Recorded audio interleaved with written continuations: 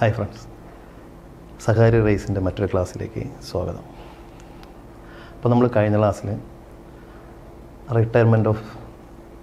Retired ജഡ്ജസിനെ കുറിച്ചാണ് പറഞ്ഞത് അല്ലേ. ലാസ്റ്റ് പറഞ്ഞു നിർത്തിയത് സുപ്രീം കോടതിയാണ് പറഞ്ഞു വന്നേ, അതിൽ റിട്ടയർഡ് ജഡ്ജായിരുന്നു നമ്മൾ ലാസ്റ്റ് പറഞ്ഞു നിർത്തിയത് അല്ലേ. അപ്പോൾ ഇത് നമ്മൾ തുടങ്ങുന്നത് സുപ്രീം കോടതിയിൽ തന്നെ സുപ്രീം കോടതിയുടെ അധികാരങ്ങളും അധികാര പരിധിയുമാണ്. Jurisdiction and powers of supreme കോടതി. ഓക്കെ, സുപ്രീം കോടതിയിലെ അധികാരങ്ങളും അധികാര പരിധിയെക്കുറിച്ചാണ് നമ്മളിന്ന് നോക്കുന്നത്. ഓക്കെ ആണല്ലോ.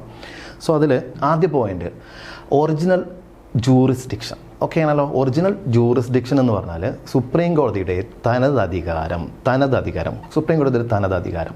അപ്പോൾ ഈ അധികാരം സുപ്രീം കോടതിക്ക് മാത്രമാണുള്ളത്. അപ്പോൾ എന്താണ് സുപ്രീം കോടതിയുടെ തനതധികാരം എന്ന് ചോദിച്ചു കഴിഞ്ഞാൽ, ചില പ്രത്യേക തർക്കങ്ങളിൽ അപ്പീലുകൾ കൂടാതെ തന്നെ ആ തർക്കപരിഹാരം നടത്താനുള്ള സുപ്രീം കോടതിയുടെ അധികാരത്തെ പറയുന്നതാണ് ഒറിജിനൽ ജൂറിസ്ഡിക്ഷൻ, അതായത് തനതധികാരം. അപ്പോൾ ഓർത്തു വയ്ക്കുക, ചില പ്രത്യേക തർക്കങ്ങളിൽ അപ്പീലുകൾ കൂടാതെ തർക്കങ്ങൾ പരിഹരിക്കാനായിട്ട് സുപ്രീം കോടതിക്ക് കഴിയും. സുപ്രീം കോടതിയുടെ ഈ അധികാരത്തെയാണ് നമ്മൾ എന്ത് പറയുന്നത്, സുപ്രീം കോടതിയുടെ തനതധികാരം എന്ന് പറയുന്നത്. അപ്പോൾ ഏതൊക്കെ കാര്യങ്ങളാണ് സുപ്രീം കോടതിയുടെ തനതധികാരം ഉപയോഗിക്കാൻ സാധിക്കുക എന്ന് ചോദിച്ചാൽ നമ്മളവിടെ ഓർത്തു വയ്ക്കുക. ഒന്ന്, സെൻട്രൽ സ്റ്റേറ്റ് ഡിസ്പ്യൂട്ട്. ഇപ്പോൾ കേന്ദ്രങ്ങളും സംസ്ഥാനവും തമ്മിലുള്ള പ്രശ്നങ്ങളിൽ സുപ്രീം കോടതിക്ക് തനതധികാരം ഉപയോഗിക്കാം. രണ്ടാമത് പറയുന്നു സ്റ്റേറ്റ് ടു സ്റ്റേറ്റ്, സംസ്ഥാനങ്ങൾ തമ്മിലുള്ള പ്രശ്നങ്ങളിലും എന്തുപയോഗിക്കാം, തനതധികാരം സുപ്രീം കോടതിക്ക് ഉപയോഗിക്കാം. അപ്പോൾ ഈ രണ്ട് കാര്യം ഓർത്ത് വയ്ക്കുക. സുപ്രീം കോടതിക്ക് തനതധികാരം ഉപയോഗിക്കാൻ പറ്റില്ല, കേന്ദ്രവും സംസ്ഥാനവും തമ്മിലുള്ള പ്രശ്നങ്ങൾ ഉപയോഗിക്കാം. രണ്ടാമത് പറയുന്നുണ്ട് സംസ്ഥാനങ്ങൾ തമ്മിലുള്ള പ്രശ്നങ്ങളിലും തനതധികാരം ഉപയോഗിക്കാമെന്ന് പറയുന്നുണ്ട്. ഇതിൽ ഇനി വരുന്ന പോയിന്റ്സ് നമ്മൾ പറയുന്നത് സുപ്രീം കോടതിയുടെ തനതധികാര പരിധിയിൽ വരാത്ത കാര്യങ്ങളാണ്. എന്തുകൊണ്ട് ഇത് പറയാൻ കാരണം എന്ന് പറഞ്ഞാൽ, ഇനി പറയുന്ന കാര്യങ്ങളെല്ലാം കേന്ദ്രവും സംസ്ഥാനത്തിൻ്റെ പരിധിയിൽ വരുന്ന കാര്യങ്ങളാണ്. പക്ഷേ ഇത് സുപ്രീം കോടതിയുടെ തനതധികാരത്തിൽ വരുന്നില്ല. നമ്മൾ ഓർത്തു വയ്ക്കുക, ഈ രണ്ട് പോയിന്റ് നമ്മൾ പറഞ്ഞു നിർത്തി. അതായത് central state dispute, state to state dispute, ഈ രണ്ട് കാര്യങ്ങൾ നമ്മൾ പറഞ്ഞു. പക്ഷേ ഇതിൻ്റെ പരിധിയിൽ വരുന്നതും എന്നാൽ സുപ്രീം കോടതിയുടെ തനതധികാരത്തിൽ വരാത്തതുമായ കാര്യങ്ങളാണ് ഇനി നമ്മൾ പറയാനായിട്ട് ഉദ്ദേശിക്കുന്നത്. ഓക്കെ അല്ലേ. അപ്പോൾ ആ ഒരു കാര്യത്തിൽ ഒരു ഡൗട്ടും വരേണ്ട ആവശ്യമില്ല. സോ അതിൽ ഒന്നാമത്തെ പോയിന്റ് നമ്മൾ പറയുന്നു pre constitutional treaties and agreement. നമ്മുടെ ഭരണഘടന നിലവിൽ വരുന്നതിന് മുമ്പുണ്ടായിരുന്ന ഉടമ്പടികൾ, കരാറുകൾ, ഇവയുമായി ബന്ധപ്പെട്ട കാര്യങ്ങളിൽ സുപ്രീം കോടതിക്ക് തനതധികാരം ഉപയോഗിക്കാൻ സാധിക്കില്ല. മറക്കരുതേ. ഇപ്പോൾ നമ്മുടെ ഭരണഘടന നിലവിൽ വരുന്നതിന് മുമ്പുണ്ടായിരുന്ന ഉടമ്പടികൾ, കരാറുകളുമായി ബന്ധപ്പെട്ട കാര്യങ്ങൾ സുപ്രീം കോടതിക്ക് തനതധികാരം ഉപയോഗിക്കാൻ പറ്റത്തില്ല. ഓക്കെ അല്ലേ. നെക്സ്റ്റ് പറയുന്നു ഇന്റർ സ്റ്റേറ്റ് വാട്ടർ ഡിസ്പ്യൂട്ട്. അപ്പോൾ സംസ്ഥാനങ്ങൾ തമ്മിലുള്ള ജലതർക്കങ്ങൾ, ജലത്തിൻ്റെ പേരിലുള്ള, ഇപ്പോൾ ഒരു നദിയിൽ നിന്നുള്ള ജലം ഇപ്പുറത്ത് കിട്ടുന്നില്ല, ആ ഒരു രീതിയിലുള്ള ജലതർക്കങ്ങളിൽ സുപ്രീം കോടതിക്ക് തനതധികാരം ഉപയോഗിക്കാൻ പറ്റത്തില്ല. സംസ്ഥാനങ്ങൾ തമ്മിലുള്ള ജലത്തിൻ്റെ പേരിലുള്ള തർക്കങ്ങളിൽ ഉപയോഗിക്കാൻ പറ്റത്തില്ല, തനതധികാരം ഉപയോഗിക്കാൻ പറ്റത്തില്ല. അടുത്ത് പറയുന്നു റിഗാർഡിംഗ് ഫിനാൻസ് കമ്മീഷനുമായി ബന്ധപ്പെട്ട കാര്യങ്ങൾ. ഇപ്പോൾ കേന്ദ്രവും സംസ്ഥാനവും തമ്മിൽ ഫിനാൻസ് കമ്മീഷനുമായി ബന്ധപ്പെട്ട തർക്കങ്ങൾ ഉണ്ടാകാം. ഇതിലും സുപ്രീം കോടതിക്ക് തനതധികാരം ഉപയോഗിക്കാൻ പറ്റത്തില്ല. നെക്സ്റ്റ് നമ്മൾ പറയുന്നു expenses and pensions between central and state. അപ്പോൾ അവിടെ പറയുന്നതെന്ന് പറഞ്ഞാൽ ചെലവുകൾ പറയുന്നുണ്ട്. അതുപോലെ പെൻഷൻസ്, ഇത് കേന്ദ്രവും സംസ്ഥാനവും തമ്മിൽ ഈ ചെലവുകളുടെ കാര്യത്തിലും പെൻഷൻസിൻ്റെ കാര്യത്തിലും ചില തർക്കങ്ങൾ നിൽക്കാറുണ്ട്. ഈ കാര്യങ്ങളിലും സുപ്രീം കോടതിക്ക് എന്ത് ചെയ്യാൻ പറ്റത്തില്ല, ഈ തനതധികാരം ഉപയോഗിക്കാൻ പറ്റത്തില്ല. അടുത്ത് പറയുന്നു damage recovery state against centre. ഇപ്പോൾ സംസ്ഥാനങ്ങളിൽ എന്തെങ്കിലും പ്രശ്നം, ഇപ്പോൾ ഏതൊരു പ്രശ്നം വന്നാലും സംസ്ഥാനത്തിന് കുറേ നാശനഷ്ടങ്ങൾ വന്നു, അതിന് കേന്ദ്ര ഗവൺമെൻറ് ഉറപ്പായ നഷ്ടപരിഹാരം നൽകണമെന്ന് സ്റ്റേറ്റ് ഗവൺമെൻറ് പറയുകയാണെങ്കിൽ അങ്ങനെയുള്ള തർക്കങ്ങളിൽ സുപ്രീം കോടതി തനതധികാരം ഉപയോഗിക്കത്തില്ല. ഓക്കെ, ഇത്രയും കാര്യങ്ങൾ ഉപയോഗിക്കാൻ പറ്റാത്ത കാര്യങ്ങളാണ് പറഞ്ഞത്. അപ്പോൾ ഒറിജിനൽ ജൂറിസ്ഡിക്ഷൻ സുപ്രീം കോടതിയുടെ ഒരു അധികാരമാണ്. അപ്പോൾ അധികാരങ്ങളിൽ പറയുന്നു ഒറിജിനൽ ജൂറിസ്ഡിക്ഷൻ. അത് പറയുന്നതെന്ന് പറഞ്ഞാൽ സുപ്രീം കോടതിയുടെ തനതധികാരം. എന്താണ് സുപ്രീം കോടതിയുടെ തനതധികാരം എന്ന് നമ്മൾ പറഞ്ഞു. ചില പ്രത്യേക തർക്കങ്ങളിൽ അപ്പീലുകൾ കൂടാതെ തന്നെ സുപ്രീം കോടതിക്ക് എന്ത് ചെയ്യാം, പരിഹാരം കാണാനായിട്ട് സാധിക്കും, അല്ലെങ്കിൽ ആ തർക്കങ്ങൾ പരിഹരിക്കാൻ പറ്റും. സുപ്രീം കോടതിയുടെ ഈ അധികാരമാണ് ഒറിജിനൽ ജൂറിസ്ഡിക്ഷൻ. ക്ലിയർ. അപ്പോൾ ഇത് ഏതൊക്കെ സന്ദർഭങ്ങളിൽ ഉപയോഗിക്കാം, കേന്ദ്രവും സംസ്ഥാനവും തമ്മിലുള്ള തർക്കങ്ങളിൽ ഉപയോഗിക്കാം, രണ്ട് സംസ്ഥാനങ്ങൾ തമ്മിലുള്ള തർക്കങ്ങളിലും ഉപയോഗിക്കാം. ഈ കേന്ദ്രവും സംസ്ഥാനങ്ങൾ തമ്മിലുള്ള പ്രശ്നങ്ങളിലും ഉപയോഗിക്കാൻ, ഈ തനതധികാരം ഉപയോഗിക്കാൻ പറ്റാത്ത കാര്യങ്ങളാണ് അടുത്ത് നമ്മൾ പറയുന്നത്. അതെന്തൊക്കെയാണെന്ന് ചോദിച്ചാൽ ഭരണഘടന നിലവിൽ വരുന്നതിന് മുമ്പുണ്ടായിരുന്ന നിലവിലുണ്ടായിരുന്ന ഉടമ്പടികൾ, കരാറുകൾ എന്നിവയിൽ തനതധികാരം ഉപയോഗിക്കാൻ പറ്റത്തില്ല. സംസ്ഥാനങ്ങൾ തമ്മിലുള്ള ജലതർക്കങ്ങളിൽ തനതധികാരം ഉപയോഗിക്കാൻ പറ്റത്തില്ല. ഫിനാൻസ് കമ്മീഷനുമായി ബന്ധപ്പെട്ട കാര്യങ്ങളിൽ തനതധികാരം ഉപയോഗിക്കാൻ പറ്റത്തില്ല. ഇപ്പോൾ കേന്ദ്രവും സംസ്ഥാനവും തമ്മിലുള്ള ചെലവുകൾ, അതുപോലെ പെൻഷനുകൾ എന്നിവയിലും തനതധികാരം ഉപയോഗിക്കാൻ പറ്റത്തില്ല എന്ന് പറയുന്നുണ്ട്. ഇനി ഒരു സംസ്ഥാനത്ത് എന്തെങ്കിലും നാശനഷ്ടങ്ങൾ ഉണ്ടായി അതിൽ ഉറപ്പായും കേന്ദ്ര ഗവൺമെൻറ് നഷ്ടപരിഹാരം നൽകണമെന്ന തർക്കങ്ങളുണ്ടാവും കേന്ദ്രവും സംസ്ഥാനവും തമ്മിൽ. ആ തർക്കങ്ങളിലും സുപ്രീം കോടതിക്ക് തനതധികാരം ഉപയോഗിക്കാൻ പറ്റത്തില്ല. അപ്പോൾ സുപ്രീം കോടതി അധികാരങ്ങളിൽ ഒന്ന് നമ്മൾ പഠിച്ചു, ഒറിജിനൽ ജൂറിസ്ഡിക്ഷൻ, തനതധികാരം. ക്ലിയർ ആണല്ലോ? നെക്സ്റ്റ് നമ്മൾ നോക്കുന്നത്, അടുത്ത നമ്മൾ പറയുന്നത് റിട്ട് ജൂറിസ്ഡിക്ഷൻ. ആ റിട്ട് അധികാരം, റിട്ടുകൾ പുറപ്പെടുവിക്കാനുള്ള അധികാരം ആർക്കൊക്കെ ഉണ്ട്? സുപ്രീം കോടതിക്കുമുണ്ട്, ഹൈക്കോടതിക്കുമുണ്ട്. റിട്ട് അധികാരം സുപ്രീം കോടതിക്കുമുണ്ട്, ഹൈക്കോടതിക്കുമുണ്ടെന്ന കാര്യം ഓർത്തിരിക്കുക. സുപ്രീം കോടതിക്ക് റിട്ടുകൾ പുറപ്പെടുവിക്കാനുള്ള അധികാരം ഹൈക്കോടതിക്ക് റിട്ടുകൾ പുറപ്പെടുവിക്കാനുള്ള അധികാര പരിധി വെച്ച് നോക്കുമ്പോൾ കുറവാണ്. അതാണ് നമ്മൾ ഈ മൂന്നാമത്തെ പോയിന്റ് നോക്കിയാൽ മതി. ഇപ്പോൾ ഹൈക്കോടതിയുടെ ജൂറിസ്ഡിക്ഷൻ അധികാര പരിധി വൈഡർ ദാൻ സുപ്രീം കോടതി. സുപ്രീം കോടതിക്കാളും കൂടുതൽ അധികാരം ആർക്കുണ്ട്? റിട്ട് പുറപ്പെടുവിക്കുന്നതിൽ ഹൈക്കോടതിക്കുണ്ട്. ഇപ്പോൾ നമ്മുടെ സുപ്രീം കോടതിക്കാണെങ്കിൽ ഫണ്ടമെന്റൽ റൈറ്റ്സ്, നമ്മുടെ മൗലിക അവകാശങ്ങളുടെ സംരക്ഷണത്തിന് വേണ്ടി മാത്രമേ എന്ത് പുറപ്പെടുവിക്കാൻ സാധിക്കത്തുള്ളൂ? ഈ റിട്ട് പുറപ്പെടുവിക്കാനായിട്ട് സാധിക്കത്തുള്ളൂ. പക്ഷേ നമ്മുടെ ഹൈക്കോടതിക്കാണെങ്കിൽ ഫണ്ടമെന്റൽ റൈറ്റ്സിന് വേണ്ടിയിട്ടും ലീഗൽ റൈറ്റ്സിന് വേണ്ടിയിട്ടും എന്ത് ചെയ്യാം? നമ്മൾ റിട്ടുകൾ പുറപ്പെടുവിക്കാം. അപ്പോൾ മറക്കാതിരിക്കേണ്ട പോയിന്റ്, ഹൈക്കോടതിയുടെ അധികാര പരിധി എന്ന് പറഞ്ഞാൽ സുപ്രീം കോടതിയുടെക്കാളും വലുതാണ്, അല്ലെങ്കിൽ കുറച്ചുകൂടി നല്ല രീതിയിൽ പെർഫോം ചെയ്യാൻ ആർക്ക് കഴിയും? ഹൈക്കോടതിക്ക് കഴിയും. അപ്പോൾ ഈ റിട്ട് പുറപ്പെടുവിക്കാൻ ഏത് കാര്യത്തിൽ മാത്രമേ സുപ്രീം കോടതിക്ക് കഴിയത്തുള്ളൂ? അത് ഫണ്ടമെന്റൽ റൈറ്റുമായിട്ട് ബന്ധപ്പെട്ട കാര്യങ്ങളിൽ മാത്രമേ പറ്റത്തുള്ളൂ. ഹൈക്കോടതിക്ക് ഏതൊക്കെ മേഖലയിൽ പറ്റും? ഫണ്ടമെന്റൽ റൈറ്റ്സിലും പറ്റും, ലീഗൽ റൈറ്റ്സിലും സാധിക്കും. ആ കാര്യം മറക്കല്ലേ. ഇപ്പോൾ സുപ്രീം കോടതി പ്രധാനമായിട്ടും പുറപ്പെടുവിക്കുന്ന റിട്ടുകളാണ് നമ്മളിവിടെ കൊടുത്തിട്ടുള്ളത്. നിങ്ങൾക്ക് അറിയാവുന്ന കാര്യങ്ങളാണ്. ഹേബിയസ് കോർപ്പസ് വരുന്നുണ്ട്, രണ്ടാമത് മാൻഡമസ് വരുന്നുണ്ട്, മൂന്നാമത് സെർഷ്യേറ്റീവ് വരുന്നുണ്ട്, 4 പ്രൊഹിബിഷൻ, 5 കോവാറുണ്ടോ. അപ്പോൾ ഇതാണ് റിട്ട് ജൂറിസ്ഡിക്ഷൻ. അപ്പോൾ റിട്ട് അധികാരം സുപ്രീം കോടതിക്കും ഹൈക്കോടതിക്കുമുണ്ട്. ഇപ്പോൾ ഹൈക്കോടതിക്കാണോ റിട്ട് അധികാരം കൂടുതലെന്ന് ചോദിച്ചാൽ ഹൈക്കോടതിക്കാണ്. സുപ്രീം കോടതിയെക്കാളും റിട്ട് അധികാരം കൂടുതൽ ഹൈക്കോടതിക്കാണ്. ഇപ്പോൾ ഹൈക്കോടതിക്ക് ലീഗൽ റൈറ്റ്സിലും ഫണ്ടമെന്റൽ റൈറ്റ്സിലും റിട്ട് പുറപ്പെടുവിക്കാം, എന്നാൽ സുപ്രീം കോടതിക്ക് ഫണ്ടമെന്റൽ റൈറ്റ്സിൽ മാത്രമേ റിട്ട് പുറപ്പെടുവിക്കാൻ സാധിക്കത്തുള്ളൂ. മറക്കരുത്. Clear? Next, appellate jurisdiction. Appellate jurisdiction കൊണ്ട് ഉദ്ദേശിക്കുന്നത് എന്താ? അപ്പീലുകൾ നൽകുക, അല്ലേ? ഇപ്പം നമ്മൾ കീഴ്ക്കോടതിയിലുണ്ടാകുന്ന പ്രശ്നങ്ങൾ കറക്റ്റ് രീതിയിൽ പരിഹരിക്കാതെ വരിക, ശരിയായ രീതിയിൽ നീതി നടപ്പിലാക്കാൻ പറ്റാതെ വരിക, ഈ സാഹചര്യങ്ങളിൽ കീഴ്ക്കോടതിയിൽ നിന്ന് എന്ത് ചെയ്യാം? മേൽക്കോടതിയിലേക്ക് നമുക്ക് അപ്പീലിലേക്ക് പോവാം, അപ്പീൽ നൽകാനായിട്ട് സാധിക്കും. അങ്ങനെ ഹൈക്കോടതിയിൽ നിന്നും കീഴ്ക്കോടതിയിൽ നിന്നും സുപ്രീം കോടതിയിലേക്ക് അപ്പീലുകൾ നൽകുന്നതിനെക്കുറിച്ച് പറഞ്ഞിരിക്കുന്നതാണ് സുപ്രീം കോടതി മറ്റൊരു അധികാരങ്ങളിൽ പറഞ്ഞിരിക്കുന്നത്, അപ്പലേറ്റ് ജൂറിസ്ഡിക്ഷൻ. ഓക്കെ, ഈ അപ്പീലുകൾ നൽകുന്ന അധികാരങ്ങളെ പ്രധാനമായും 4 വിഭാഗങ്ങളായിട്ട് തിരിച്ചിട്ടുണ്ട്, 3-4 ഭാഗങ്ങളായിട്ട് തിരിച്ചിട്ടുണ്ട്. ഓക്കെ അല്ലേ? അപ്പോൾ അതിലൊന്നാണ് കോൺസ്റ്റിറ്റ്യൂഷണൽ മാറ്റേഴ്സ്. ഇനി ഭരണഘടനയുമായി ബന്ധപ്പെട്ട കാര്യങ്ങൾ. ഓക്കെ, ഭരണഘടനയുമായി ബന്ധപ്പെട്ട കാര്യങ്ങൾ വിധി പ്രസ്താവിക്കുമ്പോൾ ഹൈക്കോടതി തെറ്റായ രീതിയിലാണ് വിധി പ്രസ്താവിച്ചിട്ടുണ്ടെങ്കിൽ ഹൈക്കോടതിയിൽ നിന്നും സുപ്രീം കോടതിയിലേക്ക് ആ ഒരു പൗരന് എന്ത് ചെയ്യാം? അപ്പീൽ നൽകാനായിട്ട് സാധിക്കും, അപ്പീലുമായിട്ട് പോകാനായിട്ട് സാധിക്കും. അപ്പോൾ ഓർത്തു വയ്ക്കുക, ഭരണഘടനാപരമായ കാര്യങ്ങളിൽ ശരിയായ വിധിയല്ല ഹൈക്കോടതി അല്ലെങ്കിൽ കീഴ്ക്കോടതികൾ പുറപ്പെടുവിച്ചിട്ടുള്ളതെങ്കിൽ ആ ഹൈക്കോടതിയിൽ നിന്ന് എന്ത് ചെയ്യാം? സുപ്രീം കോടതിയിലേക്ക് ഒരു പൗരന് അപ്പീലുമായിട്ട് പോകാം, അപ്പീൽ നൽകാനായിട്ട് സാധിക്കും. ഓക്കെ ആണല്ലോ? അപ്പോൾ ഭരണഘടനാപരമായ കാര്യങ്ങളാണ് ഒന്നാമത്തെ, അതായത് കോൺസ്റ്റിറ്റ്യൂഷണൽ മാറ്റേഴ്സ്, ഭരണഘടനാപരമായ കാരണങ്ങൾ.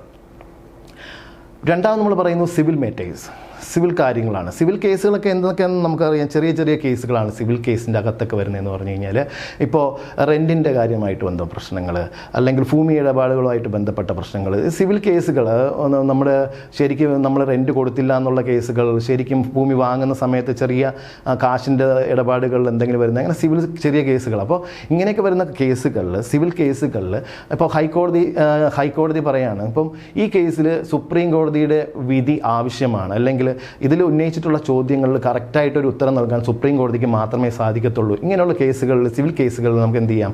സുപ്രീം കോടതിയിൽ അപ്പീലിന് പോവാം. അപ്പം നമ്മൾ കോൺസ്റ്റിറ്റ്യൂഷണൽ മാറ്റേഴ്സിൽ ഭരണഘടനാപരമായ കാര്യങ്ങളിലായാലും സിവിൽ കാര്യങ്ങളിലായാലും നമുക്ക് എന്ത് ചെയ്യാം? അപ്പീൽ സുപ്രീം കോടതിയിലേക്ക് നൽകാനായിട്ട് സാധിക്കും. സോ ഓക്കെ, ഭരണഘടനാപരമായ കാര്യങ്ങളിൽ എന്തെങ്കിലും ശരിയായ രീതിയിൽ നിയമം നടപ്പിലാക്കാതെ വരുന്ന സാഹചര്യങ്ങളാണ് സുപ്രീം കോടതിയിലേക്ക് അപ്പീലിന് പോകുന്നത്.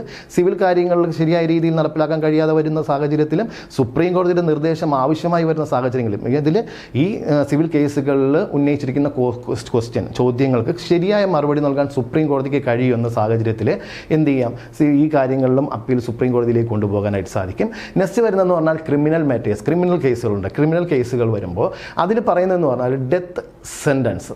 ഡെത്ത് എന്ന് പറഞ്ഞാൽ ഒരാളെ എന്ത് ചെയ്യുന്നുണ്ട്, ശിക്ഷിക്കുകയാണ്, അദ്ദേഹത്തിന് വധശിക്ഷയ്ക്ക് വിധിക്കുകയാണ് കോടതി. ഓക്കെയാണ്. രണ്ടാമത് ലൈഫ് ഇംപ്രിസൺമെൻറ്റ്, ജീവപര്യന്തത്തിന് ശിക്ഷിക്കുകയാണ്. അപ്പോൾ ഇങ്ങനെയുള്ള കേസുകളിൽ ഹൈക്കോടതിയുടെ സർട്ടിഫിക്കേഷൻ ഉണ്ടെങ്കിൽ, ഹൈക്കോടതി സർട്ടിഫൈ ചെയ്തിട്ടുണ്ടെങ്കിൽ അങ്ങനെയുള്ള കേസുകൾ അപ്പീലിനായിട്ട് നമുക്ക് എവിടെ പോകാം, സുപ്രീം കോടതിയിൽ പോകാം. അപ്പോൾ നമ്മൾ വിചാരിക്കും ക്രിമിനൽ കേസിൽ മാത്രമേ അങ്ങനെ ഹൈക്കോടതിയുടെ സർട്ടിഫിക്കേഷൻ ആവശ്യമുള്ളൂ എന്ന് വിചാരിച്ച് കളയല്ലേ. കോൺസ്റ്റിറ്റ്യൂഷണൽ മാറ്റേഴ്സിലായാലും സിവിൽ മാറ്റേഴ്സിലായാലും ക്രിമിനൽ മാറ്റേഴ്സിലായാലും ഹൈക്കോടതിയുടെ സർട്ടിഫിക്കേഷൻ ഉണ്ടെങ്കിൽ മാത്രമേ സുപ്രീം കോടതിയിലേക്ക് അപ്പീൽ പോകാനായിട്ട് സാധിക്കത്തുള്ളൂ. അപ്പോൾ സുപ്രീം കോടതിയിലേക്ക് ഇത് അപ്പീൽ നിങ്ങൾക്ക് പോവാം, അതിനുള്ള യോഗ്യത ഈ കേസിനുണ്ട് എന്ന രീതിയിൽ സർട്ടിഫിക്കേഷൻ ചെയ്താൽ മാത്രമേ സുപ്രീം കോടതിയിലേക്ക് നമുക്കിത് അപ്പീൽ പോകാനായിട്ട് സാധിക്കത്തുള്ളൂ. അപ്പോൾ ക്രിമിനൽ മാറ്റേഴ്സ് എന്ന് പറയുമ്പോൾ അറിയാം, നമുക്ക് ഒരാളെ നമ്മൾ എന്ത് ചെയ്യുന്നു, ഒന്നുകിൽ ജീവപര്യന്തം അല്ലെങ്കിൽ വധശിക്ഷയ്ക്ക് വിധിക്കുകയാണ്. ഇപ്പോൾ നമ്മൾ ഹൈക്കോടതിയാണ് വിധിച്ചിട്ടുള്ളത്, പക്ഷേ ആ കേസിൽ ചിലപ്പോൾ മറ്റൊരു പോസിബിലിറ്റി ഉണ്ടെന്നൊരു തോന്നുകയാണെങ്കിൽ അയാൾക്ക് എന്ത് ചെയ്യാം, നമുക്ക് സുപ്രീം കോടതിയെ സമീപിക്കാം. പക്ഷേ ഇവിടെയും നമ്മുടെ ഹൈക്കോടതിയുടെ സർട്ടിഫിക്കേഷൻ ആവശ്യമാണ്, മറക്കല്ലേ. അപ്പോൾ കോൺസ്റ്റിറ്റ്യൂഷണൽ മാറ്റേഴ്സ് വരുന്നുണ്ട്, സിവിൽ മാറ്റേഴ്സ് വരുന്നുണ്ട്, ക്രിമിനൽ മാറ്റേഴ്സ് വരുന്നുണ്ട്. അപ്പോൾ ഇതിലെല്ലാം ഹൈക്കോടതിയുടെ സർട്ടിഫിക്കേഷന് കൂടി നമുക്ക് എന്ത് ചെയ്യാം, സുപ്രീം കോടതിയിൽ അപ്പീൽ പോകാനായിട്ട് സാധിക്കും, മറക്കരുതേ. നെക്സ്റ്റ് വരുന്നതെന്ന് പറഞ്ഞാൽ സ്പെഷ്യൽ ലീവാണ്. സ്പെഷ്യൽ ലീവ് എന്ന് പറഞ്ഞാൽ ഈ സുപ്രീം കോടതിയുടെ പ്രത്യേക അനുമതി ഹർജിയാണ്. ഇപ്പോൾ നമ്മുടെ സുപ്രീം കോടതിയുടെ പ്രത്യേക അനുമതി ഹർജിയാണ്. ഇത് സുപ്രീം കോടതിക്ക് മാത്രമുള്ള ഒരു വിവേചന അധികാരമാണ്. സ്പെഷ്യൽ ലീവ് എന്ന് പറയുമ്പോൾ പ്രത്യേക അനുമതി ഹർജി എന്നാണ്. ഇത് സുപ്രീം കോടതിക്ക് മാത്രമുള്ള ഒരു വിവേചന അധികാരമാണ്. ഇപ്പോൾ ഇതിനകത്ത് പറയുന്ന കാര്യങ്ങൾ എന്ന് പറഞ്ഞാൽ wide scope against any judgement matter court discretionary exceptional and overriding power. അതായത് ഇന്ത്യയിലെ ഏതെങ്കിലും ഒരു കോടതികളോ ട്രൈബ്യൂണലുകളോ പുറപ്പെടുവിച്ചിട്ടുള്ള വിധിക്കെതിരായിട്ട് അപ്പീലുകൾ കേൾക്കാം. അത് ആരുടെയും അവകാശമായിട്ടുള്ള സുപ്രീം കോടതിക്ക് സ്വയം അതിലെന്ത് ചെയ്യാം, അപ്പീൽ കേൾക്കാനായിട്ട് സാധിക്കും.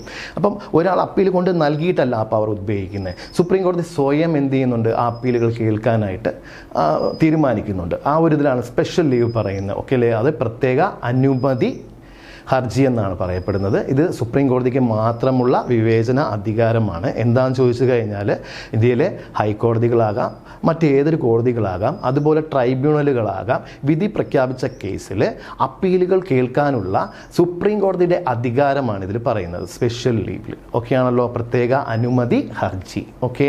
അപ്പോൾ അപ്പലേറ്റ് ജൂറിസ്ഡിക്ഷൻ എന്ന് പറയുമ്പോൾ അപ്പീലുകൾ നൽകാൻ പറ്റുന്ന കാര്യങ്ങൾ എന്തൊക്കെയാണെന്ന് നമ്മളവിടെ പറയുന്നുണ്ട്.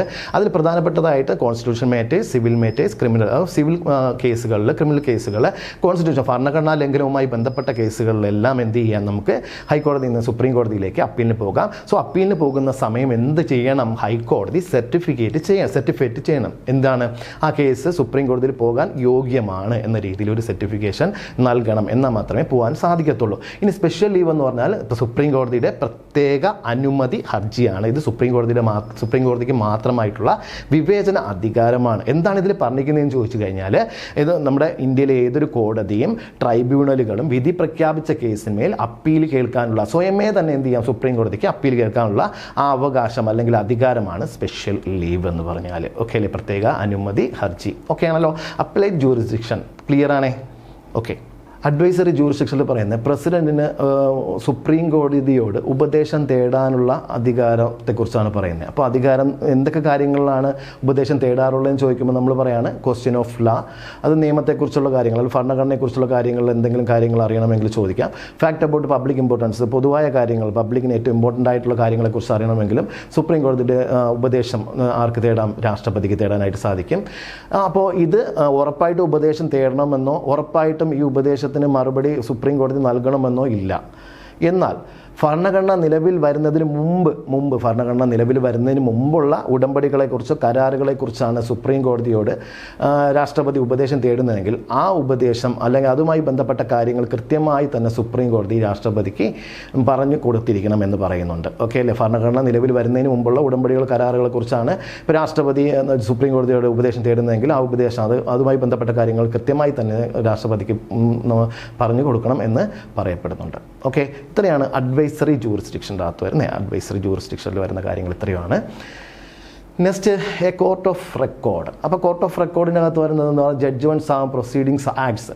അപ്പോൾ ഒരു കോടതിയിൽ നമ്മുടെ സുപ്രധാനമായ രേഖകളാവാം, സുപ്രധാന രേഖകൾ, ചില പ്രധാനപ്പെട്ട വിധിന്യായങ്ങൾ, സുപ്രധാനമായ രേഖകൾ, വിധിന്യായങ്ങൾ. ഒരു വിധി പ്രഖ്യാപിക്കപ്പെടുന്നുണ്ട്, അതുമായി ബന്ധപ്പെട്ട വിധിന്യായങ്ങൾ, അതുമായി ബന്ധപ്പെട്ട നിയമസംഹിത അല്ലെങ്കിൽ നിയമപരമായിട്ടുള്ള കാര്യങ്ങൾ, അതെല്ലാം കോടതി, നമ്മുടെ സുപ്രീം കോടതി എന്ത് ചെയ്യുന്നുണ്ട്? റെക്കോർഡ് ചെയ്യുന്നുണ്ട്. അതിനെല്ലാം എന്ത് ചെയ്യുന്നുണ്ട്? സൂക്ഷിക്കുന്നുണ്ട്. ഓക്കെ അല്ലേ? അപ്പോൾ ഒരു കോടതിയുടെ വിധിന്യായങ്ങളായാലും അതുപോലെ തന്നെയാണ് സുപ്രധാനമായ രേഖകളും കോടതി, നമ്മുടെ സുപ്രീം കോടതി എന്ത് ചെയ്യുന്നുണ്ട്? സൂക്ഷിക്കുന്നുണ്ട്. സുപ്രീം കോടതി സൂക്ഷിക്കുന്നുണ്ട്. അപ്പോൾ ഇതെന്തിനു വേണ്ടിയിട്ടാണ് സൂക്ഷിക്കുന്നതെന്ന് പറഞ്ഞു കഴിഞ്ഞാൽ എന്താണ്? ഈ നിയമപരമായ കാര്യങ്ങളിൽ പിന്നെ എന്തെങ്കിലും രീതിയിൽ ഒരു പരിശോധന ആവശ്യമായ, നിയമപരമായ കാര്യങ്ങളിൽ പിന്നെ എന്തെങ്കിലും പരിശോധന വേണമെങ്കിൽ അത് ഉപയോഗിക്കാൻ പറ്റും. ഇനി അതുപോലെ തന്നെ നിയമത്തെ കൃത്യമായ രീതിയിൽ വ്യാഖ്യാനിക്കാൻ, ഇപ്പോൾ ഒരു കേസ് നമ്മൾ വന്നു, അതിന് കൃത്യമായ രീതിയിൽ ഒരു വിധി പ്രഖ്യാപിച്ചിട്ടുണ്ടെങ്കിൽ അതുപോലെ ഒരു കേസ് വരുന്ന സമയത്ത് നമുക്ക് എന്ത് ഉപയോഗിച്ചാൽ മതി? ഈ വിധിന്യായം ഉപയോഗിച്ചാൽ മതി. ഇതിലെന്താണോ പറഞ്ഞിട്ടുള്ളത് അത് നമുക്ക് അവിടെ ഉപയോഗിക്കാമെന്നുള്ളതേ ഉള്ളൂ. മനസ്സിലായില്ലേ? അപ്പോൾ ഇതിന് വേണ്ടിയിട്ട് നമ്മൾ ഉപയോഗിക്കുന്നുണ്ട്. അപ്പോൾ ഈ നിയമപരമായ കാര്യങ്ങൾ പരിശോധിക്കുന്നതിനും ആ നിയമത്തെ കൃത്യമായ രീതിയിൽ വ്യാഖ്യാനിക്കാനും എന്ത് ചെയ്യുന്നുണ്ട്? ഈ റെക്കോർഡ് ചെയ്തു വെച്ച ഈ ജഡ്ജ്മെൻറ്റ്സ് ആയാലും അതുപോലെ പ്രൊസീഡിങ്സ് ആയാലും ആക്ട്സ് ആയാലും എന്ത് ചെയ്യുന്നുണ്ട്? ഉപയോഗിക്കുന്നുണ്ട്. ഓക്കെ അല്ലേ? ഇനി അതുപോലെ തന്നെ ഈ രേഖകളിലുള്ള വാദങ്ങൾ ഒന്നും തന്നെ ഒരു കോടതിയും എന്ത് ചെയ്യാൻ പാടില്ല?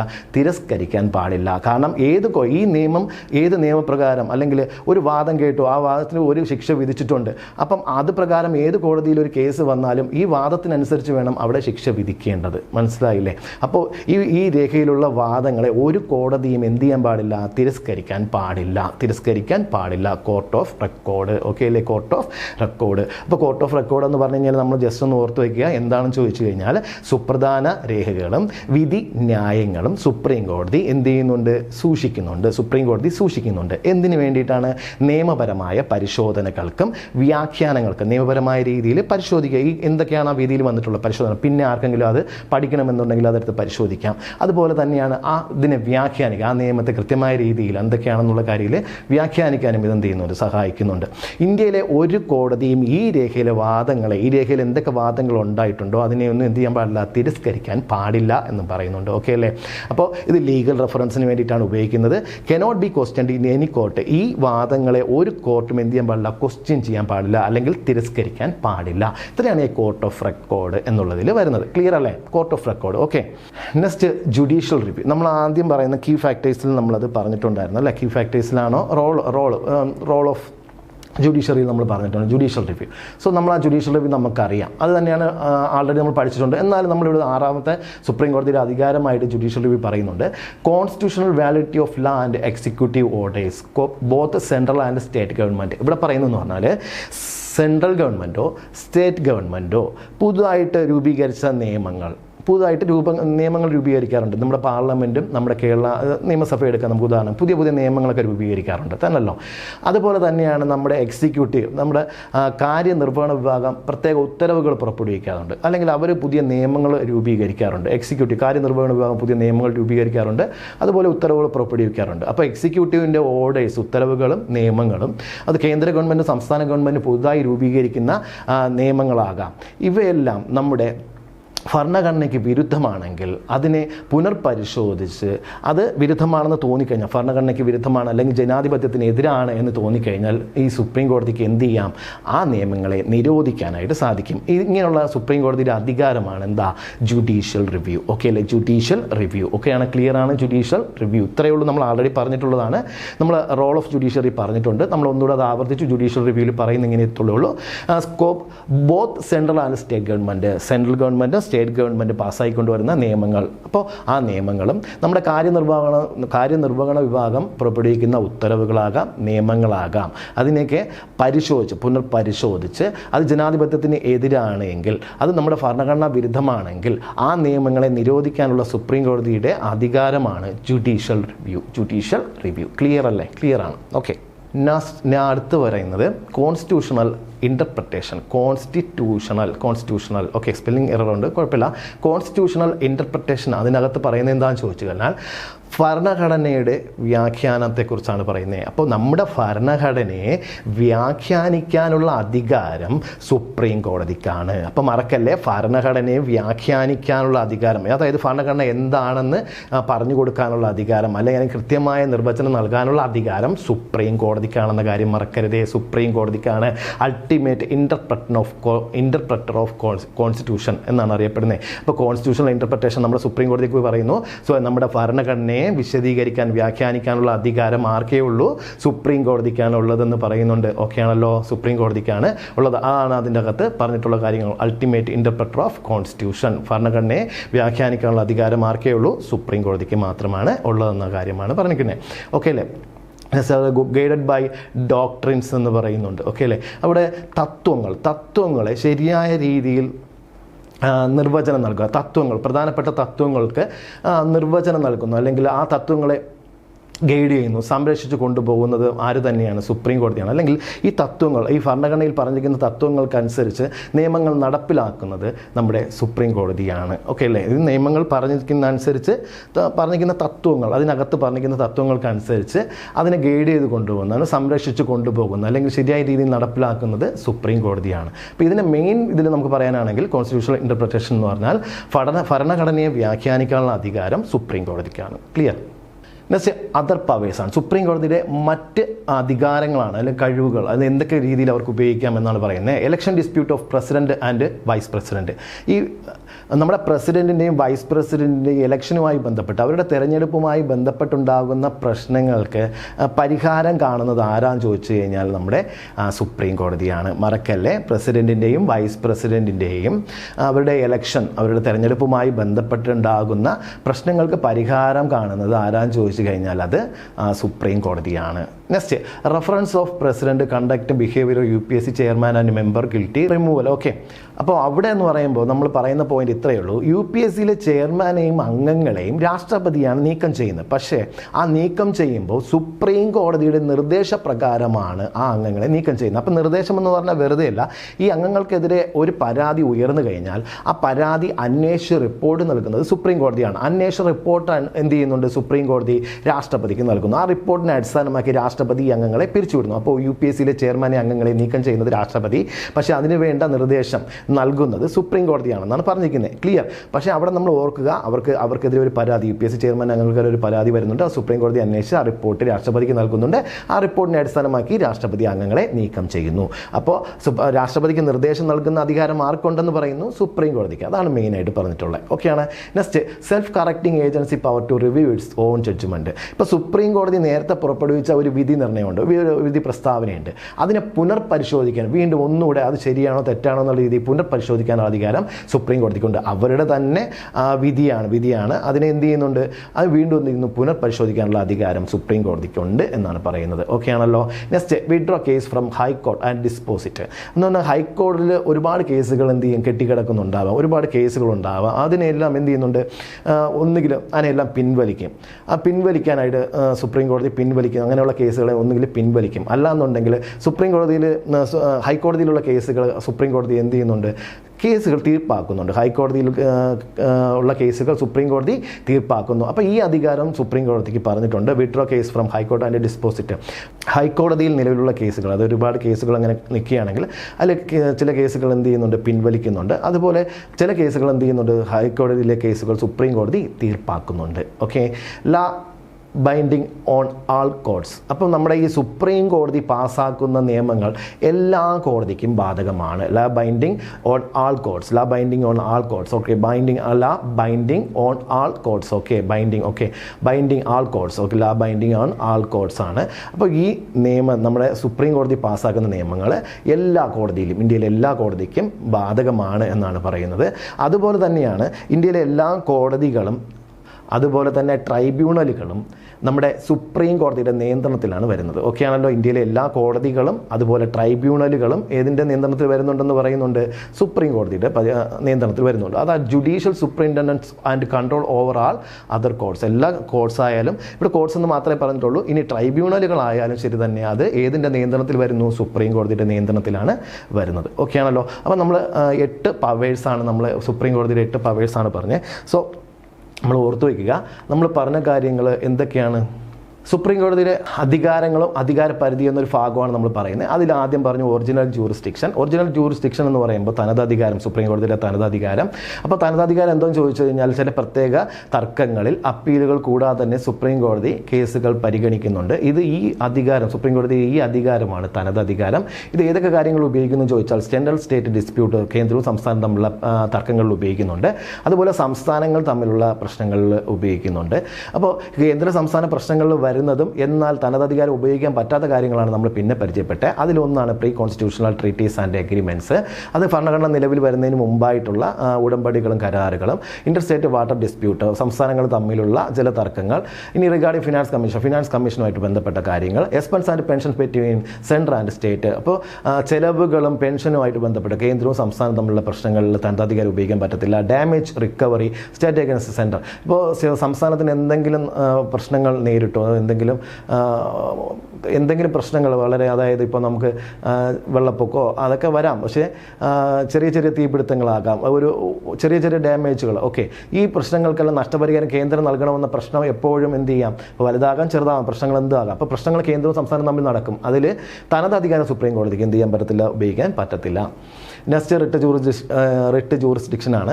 അപ്പോൾ അതിൽ റിട്ട് അധികാരം കൂടുതലുള്ളത് ഹൈക്കോടതിക്കാണെന്ന് ഓർക്കുക. ഇപ്പോൾ ഫണ്ടമെൻ്റൽ റൈറ്റ്സിന് മാത്രമേ സുപ്രീം കോടതിക്ക് റിട്ട് അധികാരം പുറപ്പെടുവിക്കാൻ പറ്റത്തുള്ളൂ. പക്ഷേ ഹൈക്കോടതിക്ക് ലീഗൽ റൈറ്റ്സിലും ഫണ്ടമെൻ്റൽ റൈറ്റ്സിലും എന്ത് ചെയ്യാം? റിട്ട് അധികാരം പുറപ്പെടുവിക്കാനായിട്ട് സാധിക്കും. നെക്സ്റ്റ് അപ്ലേറ്റ് ജൂറിസ്ഡിക്ഷനാണ്. അപ്ലേറ്റ് ജൂറിസ്ഡിക്ഷൻ്റെ പരിധിയിൽ വരുന്ന കാര്യങ്ങൾ, അല്ലെങ്കിൽ അപ്പീൽ നൽകാൻ പറ്റുന്ന ഏതൊക്കെ കാര്യങ്ങളിലാണ് എന്ന് ചോദിച്ചു കഴിഞ്ഞാൽ, അല്ലെങ്കിൽ ഇതിനെ എത്ര ഭാഗങ്ങളായിട്ട് വേർതിരിച്ചെന്ന് ചോദിച്ചു കഴിഞ്ഞാൽ 4ആയിട്ട് വേർതിരിച്ചിട്ടുണ്ട്. അതിലൊന്നാണ് കോൺസ്റ്റിറ്റ്യൂഷണൽ മാറ്റർ. ഭരണഘടനയുമായി ബന്ധപ്പെട്ട കാര്യങ്ങളിൽ ഹൈക്കോടതിയിൽ നിന്ന് എന്ത് ചെയ്യാം? സുപ്രീം കോടതിയിലേക്ക് നമുക്ക് അപ്പീൽ പോകാം.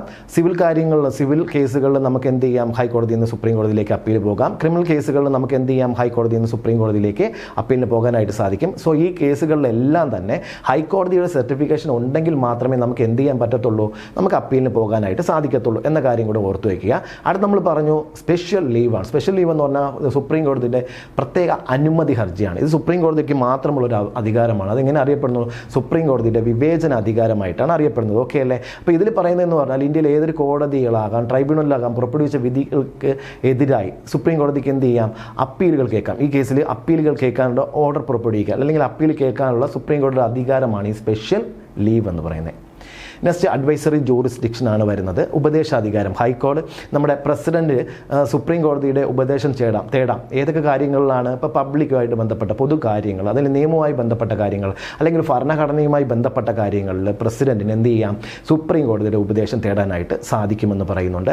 പക്ഷേ പ്രസിഡന്റ് സുപ്രീം കോടതിയുടെ ഉപദേശം തീർച്ചയായും തേടണമെന്ന് പറയുന്നില്ല.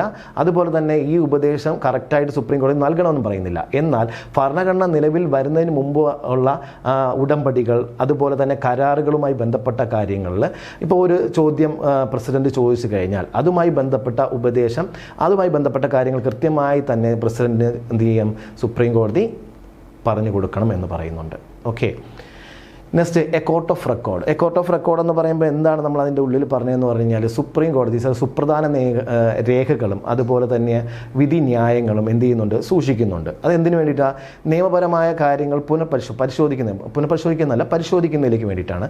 അതുപോലെ തന്നെ ഈ നിയമപരമായ കാര്യങ്ങൾ വ്യാഖ്യാനിക്കുന്നതിന് വേണ്ടിയിട്ടാണ് എന്ത് ചെയ്യുന്നത്? അതിനെ സൂക്ഷിക്കുന്നത്. ഇനി ഈ രേഖകളിലെ വാദങ്ങളെ ഒരു കോടതികളും എന്ത് ചെയ്യാൻ? തിരസ്കരിക്കാനായിട്ട് പാടില്ല. ഇപ്പം നമ്മളൊരു കേസ് നടന്നു, ആ കേസുമായി ബന്ധപ്പെട്ട് ഒരു വിധി പ്രഖ്യാപിക്കുകയാണ്. അതൊരു റെയർ കേസാണെന്ന് വെച്ചോ, അതിലൊരു വിധി പ്രഖ്യാപിച്ചു കഴിഞ്ഞാൽ ആ വിധി പിന്നെ എല്ലാ കോടതിനും ബാധകമാണ്. ആ വിധി തന്നെ എല്ലായിടത്തും നമുക്ക് എന്ത് ചെയ്യാം? ഉപയോഗിക്കാം. അതാണ് സുപ്രീം കോടതിയുടെ ഒരു പവർ. സുപ്രീം കോടതി ഒരു വാദത്തിൽ വിധി പ്രഖ്യാപിച്ചിട്ടുണ്ടെങ്കിൽ ആ വിധി തന്നെ മറ്റു കോടതികൾക്കെല്ലാം ഉപയോഗിക്കാനായിട്ട് സാധിക്കും. ഇത് മറ്റു കോടതികൾ എന്ത് ചെയ്യാൻ പാടില്ല? തള്ളിക്കളയാൻ പാടില്ല. ഇങ്ങനെ ഏതെങ്കിലും കോടതി കളയുകയാണെങ്കിൽ അതുമായി ബന്ധപ്പെട്ട് എന്ത് ചെയ്യാം? ആ കോടതിയിൽ നിന്ന് സുപ്രീം കോടതിയിലേക്ക് അപ്പീൽ വരാനും നമുക്ക് സാധിക്കും. ഓക്കെ അല്ലേ? ആ ഒരു കാര്യം കൂടെ ഓർത്തു വയ്ക്കുക. ജുഡീഷ്യൽ റിവ്യൂ നമ്മൾ പറഞ്ഞു, പാർലമെൻറ്റ് പാസ്സാക്കുന്ന നിയമങ്ങൾ, അതുപോലെ നിയമസഭ പാസ്സാക്കുന്ന നിയമങ്ങൾ, നമ്മുടെ എക്സിക്യൂട്ടീവ് പുറപ്പെടുവിക്കുന്ന ഓർഡേഴ്സോ നിയമങ്ങളോ ആകാം. അവയെല്ലാം പുനഃപരിശോധിക്കാൻ സുപ്രീം കോടതിക്ക് അധികാരമുണ്ട്. പുനഃപരിശോധിക്കാൻ മാത്രമല്ല, അങ്ങനെ വന്നിട്ടുള്ള നിയമങ്ങളോ ഉത്തരവുകളോ നമ്മുടെ ഭരണഘടനയ്ക്ക് എതിരാണ് അല്ലെങ്കിൽ ജനാധിപത്യത്തിന് എതിരാണെങ്കിൽ ആ ഉത്തരവുകളെ ആയാലും ആ നിയമങ്ങളെ ആയാലും തള്ളിക്കളയാൻ അല്ലെങ്കിൽ നിരോധിക്കാൻ സുപ്രീം കോടതിക്ക് അധികാരം. ഇത് ഏത് തരത്തിലുള്ള അധികാരമാണെന്ന് ചോദിച്ചാൽ ജുഡീഷ്യൽ റിവ്യൂ ആണെന്ന് പറയും. ജുഡീഷ്യൽ റിവ്യൂ സുപ്രീം കോടതിയുടെ അധികാരമായിട്ട് പറയുന്നു. ക്ലിയർ? നെക്സ്റ്റ് പറയുന്ന കോൺസ്റ്റിറ്റ്യൂഷണൽ ഇൻ്റർപ്രിട്ടേഷനാണ്. നമ്മുടെ ഭരണഘടനയെ വ്യാഖ്യാനിക്കാനുള്ള അധികാരം ആർക്കാണുള്ളതെന്ന് ചോദിച്ചാൽ അത് സുപ്രീം കോടതിക്കാണ്. ഭരണഘടനയെ ശരിയായ രീതിയിൽ വ്യാഖ്യാനിക്കാനുള്ള അധികാരം സുപ്രീം കോടതിക്ക്. ഇതിൽ വ്യവസ്ഥ ചെയ്തിട്ടുള്ള തത്വങ്ങളെ ഗൈഡ് ചെയ്യുക, അതിനെ സംരക്ഷിക്കുക ആരുടെ ഉത്തരവാദിത്തത്തിൽ വരുന്നുണ്ട്? സുപ്രീം കോടതിയുടെ ഉത്തരവാദിത്തത്തിൽ വരുന്നുണ്ട്. അല്ലെങ്കിൽ ശരിയായ രീതിയിൽ അതിൽ പറഞ്ഞിട്ടുള്ള നിയമങ്ങളെല്ലാം തന്നെ നടപ്പിലാക്കുക സുപ്രീം കോടതിയുടെ ഉത്തരവാദിത്തത്തിൽ പറയുന്നുണ്ട്. ഓക്കെ, നെക്സ്റ്റ് അതർ പവേഴ്സാണ് പറയുന്നത്. ഇപ്പോൾ നമ്മുടെ രാഷ്ട്രപതിയുടെയോ വൈസ് പ്രസിഡൻ്റെയോ ഉപരാഷ്ട്രപതിയുടെയോ ഇലക്ഷനിൽ എന്തെങ്കിലും പ്രശ്നം ഉണ്ടെങ്കിൽ അത് പരിഹരിക്കാനുള്ള അധികാരം നമ്മുടെ സുപ്രീം കോടതിക്കുണ്ട്. UPSC ചെയർമാനെ അംഗങ്ങളെയും പിരിച്ചുവിടുന്ന സമയം പിരിച്ചുവിടുന്നത് രാഷ്ട്രപതിയാണ്. പക്ഷേ രാഷ്ട്രപതി പിരിച്ചുവിടുന്ന ആരുടെ ഉപദേശപ്രകാരമാണെന്ന് ചോദിച്ചാൽ അത് സുപ്രീം കോടതിയുടെ ഉപദേശപ്രകാരം. സോ ആ ഉപദേശം നൽകാനുള്ള സുപ്രീം കോടതിയുടെ അധികാരം കൂടെ നമ്മൾ പറയുന്നുണ്ട്. Next self correcting agency power to reviews. Supreme കോടതി നേരത്തെ പുറപ്പെടുവിച്ച വിധിയിന്മേൽ എന്ത് ചെയ്യാം? സുപ്രീം കോടതിക്ക് പുനഃപരിശോധന നടത്താനുള്ള അധികാരമുണ്ട്. ഇനി ഹൈക്കോടതിയിൽ ഏതെങ്കിലും കൂടുതലായിട്ട് കേസുകൾ നിൽക്കുന്നുണ്ട്, ആ കേസുകളെ എന്ത് ചെയ്യാം? ആ കേസിൽ വിധി പ്രഖ്യാപിക്കാം. സുപ്രീം കോടതി ആ കേസ് ഏറ്റെടുത്ത് നടത്തി എന്ത് ചെയ്യാം? വിധി പ്രഖ്യാപിക്കാനായിട്ട് സുപ്രീം കോടതിക്ക് കഴിയും. നെക്സ്റ്റ് ലാ ബൈൻഡിങ് ഓൺ ആൾ കോർട്സ് എന്ന് പറഞ്ഞാൽ സുപ്രീം കോടതി പുറപ്പെടുവിക്കുന്ന നിയമങ്ങൾ എല്ലാ കോടതികൾക്കും ബാധകമാണ്. Next judicial superintendence and control over all other courts. അതായത് ഇവിടെ പറയുന്നതെന്ന് പറഞ്ഞു കഴിഞ്ഞാൽ ഇപ്പം നമ്മൾ കോർട്സ് എന്ന് മാത്രമേ പറഞ്ഞിട്ടുള്ളൂ, ഇത് നമ്മുടെ ട്രിബ്യൂണലുകളും ഇതിൻ്റെ പരിധിയിൽ വരുന്നുണ്ട്. നമ്മുടെ ഇന്ത്യയിലെ എല്ലാ കോടതികളും അതുപോലെ ട്രിബ്യൂണലുകളും നമ്മുടെ സുപ്രീം കോടതിയുടെ നിയന്ത്രണത്തിലാണ് പ്രവർത്തിക്കുന്നതെന്ന കാര്യം ഓർത്തു വയ്ക്കുക. സുപ്രീം കോടതിയുടെ അധികാര പരിധിയിലാണ് വരുന്നത് അല്ലെങ്കിൽ നിയന്ത്രണത്തിലാണ് പ്രവർത്തിക്കുന്നതെന്ന കാര്യം ഓർത്തു വയ്ക്കുക. സോ ഇതാണ് അതർ പവറിൽ വരുന്നത്. ഓക്കെ, നെക്സ്റ്റ് നമ്മൾ പഠിക്കുന്നതെന്ന് പറഞ്ഞാൽ articles related to supreme court a quick view ആണ്. നമ്മൾ ആർട്ടിക്കിൾ സുപ്രീം കോടതിയുമായി ബന്ധപ്പെട്ട് നിൽക്കുന്ന ആർട്ടിക്കിളുകളാണ് നമ്മൾ നോക്കുന്നത്. നമുക്ക് ജസ്റ്റ് ഒന്ന് നോക്കാം. ഇത് ആർട്ടിക്കിളുകൾ നമുക്ക് പ്രധാനമാണ്, ചിലപ്പോഴൊക്കെ ചോദിക്കാറുള്ള കാര്യമാണ്. ഇപ്പം അതിൽ പ്രധാനമായിട്ടും പറയുന്നത് നമ്മൾ പറഞ്ഞു 5ാമത്തെ ഭാഗത്ത് 124 മുതൽ അതായത് 124 മുതൽ 147 വരെ പറയുന്നത് സുപ്രീം കോടതികളെ കുറിച്ചാണ്. അതിൽ 124 പറയുന്നത് എന്താണ്? Establishment and constitution of supreme court.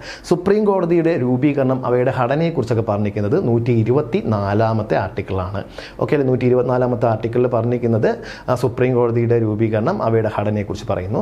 So 124A അതായത് 124A പറയുന്നത് നാഷണൽ ജുഡീഷ്യൽ അപ്പോയിൻമെൻറ്റ്സ് കമ്മീഷനെ കുറിച്ചാണ്. ജുഡീഷ്യൽ അപ്പോയിൻമെൻറ്റ് കമ്മീഷനെ കുറിച്ച് പറഞ്ഞിരിക്കുന്നത് 124A പറഞ്ഞിരിക്കുന്നത്. ഈ കമ്മീഷൻ്റെ ഫംഗ്ഷൻ ഇതെങ്ങനെയാണ് പ്രവർത്തിക്കുന്നതെന്ന് പറഞ്ഞിരിക്കുന്നത് 124Bയിലാണ്. നാഷണൽ ജുഡീഷ്യൽ അപ്പോയിൻമെൻറ്റ്സ് കമ്മീഷൻ എങ്ങനെയാണ് പ്രവർത്തിക്കുന്നതെന്ന് പറഞ്ഞിരിക്കുന്നത് 124Bയിലാണ് പറഞ്ഞിരിക്കുന്നത്. നെക്സ്റ്റ് പറയുന്ന power of parliament to make law. ഈ ജുഡീഷ്യറിയുമായി ബന്ധപ്പെട്ട് നിയമങ്ങൾ നിർമ്മിക്കാനുള്ള പാർലമെൻറ്റിൻ്റെ അധികാരം, power of parliament to make law, നിയമങ്ങൾ നിർമ്മിക്കാനുള്ള പാർലമെൻറ്റിൻ്റെ അധികാരത്തെക്കുറിച്ച് പറയുന്നത് 124Cയിലാണ്. നെക്സ്റ്റ് 125 പറയുന്നത് സാലറീസ്, അലവൻസ്, അങ്ങനെയുള്ള കാര്യങ്ങൾ. അത് ആരുടെയാണ്? ജഡ്ജസിൻ്റെ. അപ്പോൾ സുപ്രീം കോടതി ജഡ്ജസിൻ്റെ സാലറി, അലവൻസിനെ കുറിച്ച് പറഞ്ഞിരിക്കുന്നത് ഏത് ആർട്ടിക്കിളാണെന്ന് ചോദിച്ചാൽ ആർട്ടിക്കിൾ 125ലാണ്. സുപ്രീം കോടതി ജഡ്ജസിൻ്റെ സാലറി മറ്റ് അലവൻസിനെ കുറിച്ച് പറഞ്ഞിരിക്കുന്നത് 125ആണ്. ഇമ്പോർട്ടൻ്റ് ആണ്, ജസ്റ്റ് അതൊക്കെ ചോദിക്കാൻ പറ്റുന്നതാണ്. അതുപോലെ സുപ്രീം കോടതിയുടെ രൂപീകരണം 124 അത് ചോദിക്കാൻ പറ്റുന്നതാണ്. ഇത് രണ്ടും ഇമ്പോർട്ടൻ്റ് ആണ് അതിൽ. നെക്സ്റ്റ് 126 പറയുന്നത് appointment of acting chief justice, അതൊക്കെ ചോദിക്കാം, ഇമ്പോർട്ടൻ്റ് ആണ്, ചോദിച്ചിട്ടുണ്ട്. നമ്മൾ സാധാരണ PSC എക്സാമിനൊക്കെ ചോദിച്ചിട്ടുള്ള ഒരു ഇതാണ്. 126 ചീഫ് ജസ്റ്റിൻ്റെ നമ്മുടെ ആക്ടിംഗ് ചീഫ് ജസ്റ്റിസ് നമ്മൾ പഠിച്ചായിരുന്നു. ആക്ടിംഗ് ചീഫ് ജസ്റ്റിനെ നിയമിക്കുന്നുണ്ടെന്ന് പറഞ്ഞു. ആക്ടിംഗ് ചീഫ് ജസ്റ്റിനെ നിയമിക്കുന്നതിനെക്കുറിച്ച് പറഞ്ഞിരിക്കുന്നത് 126ലാണ്. ഇനി 127 ആരുടെ നിയമനത്തെക്കുറിച്ച് പറഞ്ഞാൽ ആഡ് ഹോക്ക് ജഡ്ജസ്, താൽക്കാലിക ജഡ്ജസിൻ്റെ നിയമനത്തെക്കുറിച്ച് പറയുന്നത് 127ആണ്. നെക്സ്റ്റ് 128 പറയുന്നത് എന്താണ്? ഈ റിട്ടയർഡ് ജഡ്ജസ് ഉണ്ടല്ലോ, റിട്ടയർഡ് ജഡ്ജസിൻ്റെ നിയമനവുമായി ബന്ധപ്പെട്ട കാര്യങ്ങളെക്കുറിച്ച് പറഞ്ഞിരിക്കുന്നത് 128ലാണ്. അപ്പോൾ 126 ആക്ടിംഗ് ചീഫ് ജസ്റ്റിൻ്റെ നിയമനം ചോദിക്കാം. അത് ആഡ് ഹോക്ക് ജഡ്ജസിൻ്റെ നിയമനം ചോദിക്കാം 127ലാണ്. അതുപോലെ റിട്ടയർഡ് ജഡ്ജസിൻ്റെ നിയമനവുമായി ബന്ധപ്പെട്ട കാര്യങ്ങൾ 128ലാണ്.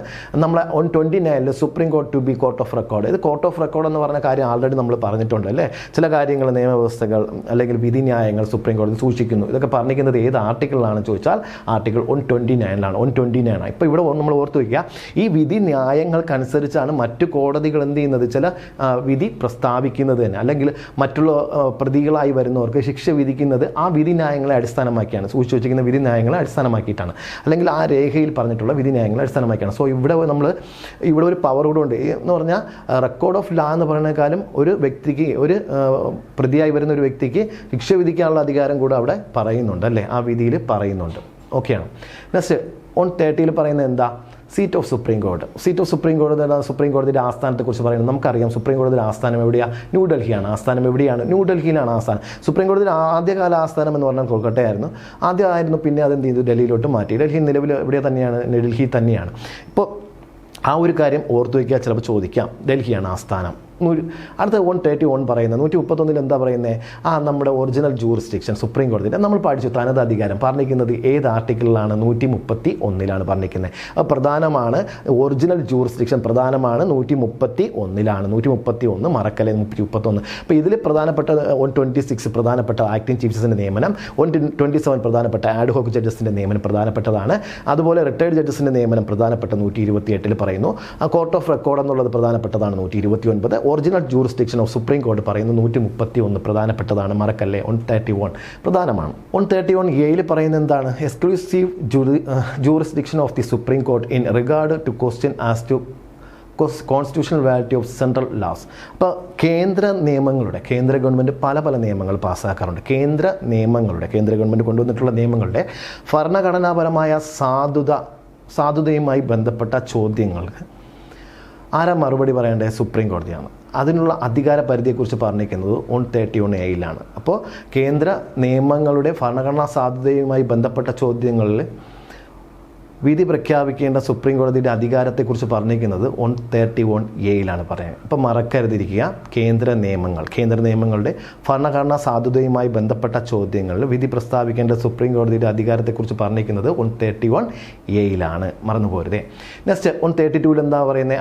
Appellate jurisdiction. അതെന്താണ് പറയുന്നത്? നമ്മൾ അപ്പീൽ നൽകുന്നതിനുള്ള സുപ്രീം കോടതിയുടെ അധികാരം നമ്മൾ പറഞ്ഞു. അപ്പോൾ ഹൈക്കോടതിയിലുള്ള കേസുകൾ സുപ്രീം കോടതിയിലേക്ക് അപ്പീൽ നൽകാൻ പറഞ്ഞിരിക്കുന്നത് 132 ആർട്ടിക്കിൾ, മറക്കല്ലേ. അപ്പീൽ നൽകുന്ന കുറിച്ച് പറഞ്ഞിരിക്കുന്നത് 132.